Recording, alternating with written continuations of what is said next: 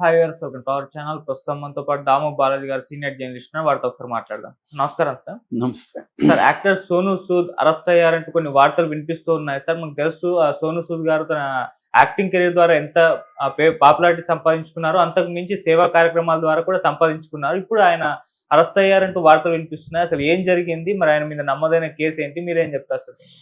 Sonu Sood arrest అనే వార్తలు వినిపిస్తున్నాయి. బట్ ఇప్పటివరకైతే అతను అరెస్ట్ చేసినట్టుగా కన్ఫర్మ్ అయితే కాలేదు. కానీ అరెస్ట్ చేసి కోర్టుకు ప్రొడ్యూస్ చేయమని కోర్టు అయితే ఆర్డర్ ఇచ్చింది. ఈరోజు అరెస్ట్ చేయబోతున్నారని చెప్తున్నారు. అరెస్ట్ చేసి ముంబై జైలుకి కానీ లేదా పంజాబ్ జైలుకి కానీ పెడతారని చెప్తున్నారు. యాక్చువల్గా ఏం జరిగిందంటే, అడ్వకేట్ రాజేష్ ఖన్నా అనే ఒక ఆయన ఉన్నారు. ఆయన మోహిత్ శర్మ అనే అతను నన్ను 10 లక్షలు మోసం చేశాడు, ఈ కేసులో సాక్ష్యంగా సోను సూద్ ఉన్నాడు, సోను అని ఆయన కేసు వేశాడు. అది ఎప్పటి నుంచో కోర్టులో నడుస్తుంది. పంజాబ్లో వేశాడు ఈ కేసు. ఎందుకంటే సోను సూద్ కూడా పంజాబ్లో మెగా అనే ఒక టౌన్ అనమాట. ఆయన పుట్టింది అక్కడ సోను సూద్. సో వేసినప్పుడు అది ఆ సాక్షి కోసం కోర్టు అనేక సార్లు సోను సూద్కి సమన్లు జారీ చేసింది, వచ్చి సాక్ష్యం చెప్పమని. కానీ సోను సూద్ ఒకసారి కూడా వెళ్ళలేదు. ఒకసారి కూడా వెళ్ళదలుచుకోలేనప్పుడు సాక్ష్యంగా ఉండకూడదు. సాక్షిగా ఉన్నప్పుడు కోర్టు పిలిస్తే వెళ్ళాలి. సో ఈయన ఎప్పుడూ వెళ్ళలేదు. దాంతో junior magistrate Raman Preet Kaur warrant జారీ చేశారు. ఆ వారెంట్ ఏంటంటే, ఇతన్ని ముంబైలో అరెస్ట్ చేసి, ముంబైలో ఉండే అంధేరి వెస్ట్లో కోర్టు ఉంది, ఓషివారా అని, ఆ ఓషివారా కోర్టులో ఇతన్ని ప్రవేశపెట్టండి అనేది ఆమె జారీ చేసింది అన్నమాట.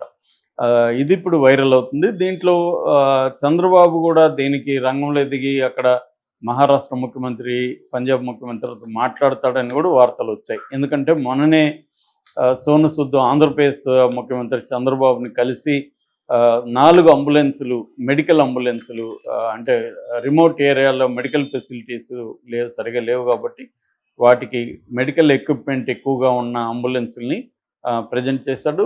4 కూడా నేను వెనుకబడిన ప్రాంతాలకు ఇస్తాను, 2 మాత్రం పార్వతీపురం మన్యం జిల్లాకి పంపిస్తున్నానని చంద్రబాబు అనౌన్స్ చేశాడు. ఈ సందర్భంగా సోను సూద్ మాట్లాడుతూ, నాకు ఆంధ్రప్రదేశ్ అంటే చాలా ఇష్టం, గతంలో కూడా నేను ఆంధ్రప్రదేశ్లోనే ఎక్కువ కరోనా వచ్చిన టైంలో నెల్లూరు జిల్లా వాళ్ళకి హెల్ప్ చేశాను. అట్లాగే మదనపల్లిలో ఒక రైతు కుటుంబంలో ఎద్దులు లేకుండా ఆడపిల్లలు 2 ఎద్దులలాగా మడక దున్నుతున్నప్పుడు నాకు బాధేసి వాళ్ళకి ట్రాక్టర్ కొనిచ్చాను, ఇలాగే చాలా దీంట్లో నేను చేశాను ఇక్కడ అని ఆయన చెప్పారు. అట్లాగే చంద్రబాబు అంటే ఆయన విజనరీ అని, ఆయన అంటే నాకు చాలా ఇష్టం అని చెప్పాడు. అట్లాగే ఇంకొక విషయం ఏంటంటే, మామూలుగా అందరికీ తెలియని విషయం, తాను పెళ్లి చేసుకున్న అమ్మాయి సోనాలి అనే అమ్మాయిని తను పెళ్లి చేసుకున్నాడు. అమ్మాయిది ఆంధ్రప్రదేశ్, వాళ్ళ తెలుగు వాళ్ళే, కాకపోతే ఎప్పుడో మహారాష్ట్రలో సెటిల్ అయ్యారు. కానీ వాళ్ళ మూలాలు ఆంధ్రప్రదేశ్లో ఉన్నాయి. అందుకోసం కూడా నా భార్య ఆంధ్రప్రదేశ్ కాబట్టి కూడా నాకు ఆంధ్రప్రదేశ్ మీద ప్రత్యేకమైన అభిమానం ఉందనేది కూడా నిన్న చెప్పాడు ఆయన మొన్న వచ్చినప్పుడు. అందుకని ఇప్పుడు ఆయనకేమన్నా హెల్ప్ కావాలంటే చంద్రబాబు కూడా చేసే అవకాశం ఉంది. గతంలో కూడా చంద్రబాబు ప్రతిపక్షంలో ఉన్నప్పుడు కూడా చంద్రబాబును పొగుడుతూ ఆయన ట్వీట్లు చేసిన సందర్భాలు ఉన్నాయన్నమాట.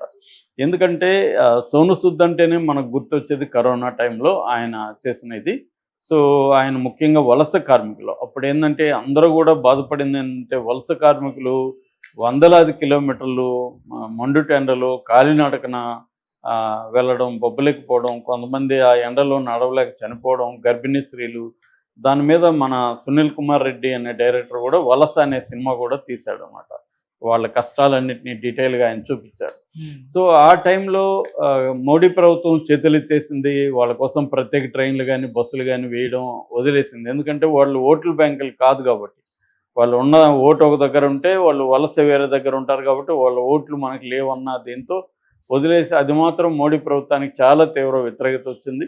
ఆ టైంలో ఈయన రంగంలోకి దిగి అలాంటి వాళ్ళ కోసం ప్రత్యేక ట్రైన్లు, ప్రత్యేక బస్సులు ఏర్పాటు చేసి వాళ్ళ గమ్యస్థానాలకు చేర్చారు.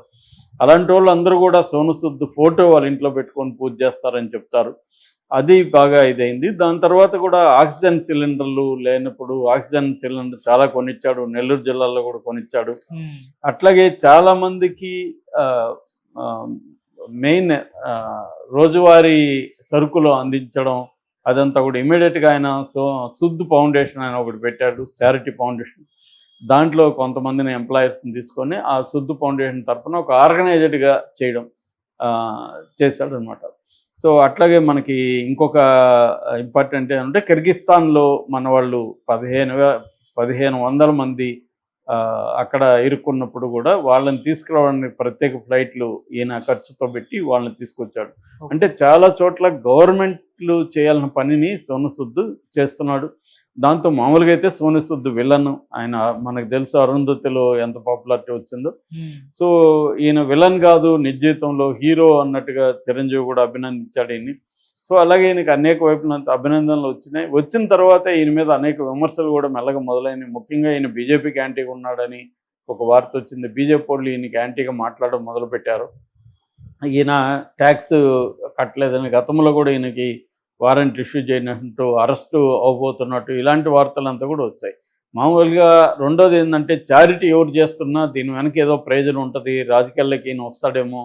అందుకని జనరల్గా ఏంటంటే రాజకీయాలకి రావాలనుకున్న వాళ్ళు ముందుగా వేసే స్టెప్ ఏంటంటే ప్రజాసేవలకి ఎంటర్ అవుతారు. తమ ఖర్చుతో వాళ్ళు కొన్ని పనులు చేస్తారు. ప్రజల్లో మంచి పేరు తెచ్చుకున్నాక రాజకీయాల్లోకి రావడం అనేది జనరల్గా జరుగుతుంది. సోను సూద్ కూడా అదే ప్లాన్తో వచ్చాడనేది అందరూ అనుకున్నారు. కానీ ఆయన చాలాసార్లు చెప్పాడు, నాకు రాజకీయాల్లోకి ఇంట్రెస్ట్ లేదు, నేను నా వీలైనంత వరకు సమాజంలో నాకు అనిపించిన చోట్ల నేను హెల్ప్ చేస్తాననేది ఆయన చెప్పుకున్నాడు. సో ఆ రకంగా చేస్తున్నాడు. అయితే ఇది దురదృష్టకరమైన కేసు అని చెప్పాలి. అయితే ఇక్కడ సోను సూద్ తప్పు కూడా కనిపిస్తుంది. చాలామంది సెలబ్రిటీలు చేసే తప్పే సోను సూద్ కూడా చేస్తాడు. మన ఆ మధ్య జయప్రదాది కూడా చెప్పుకున్నాం. అనేక సార్లు ఆమెకి సమ్మన్స్ వస్తే కూడా ఆమె ఉత్తరప్రదేశ్ కోర్టుకి వెళ్ళలేదు.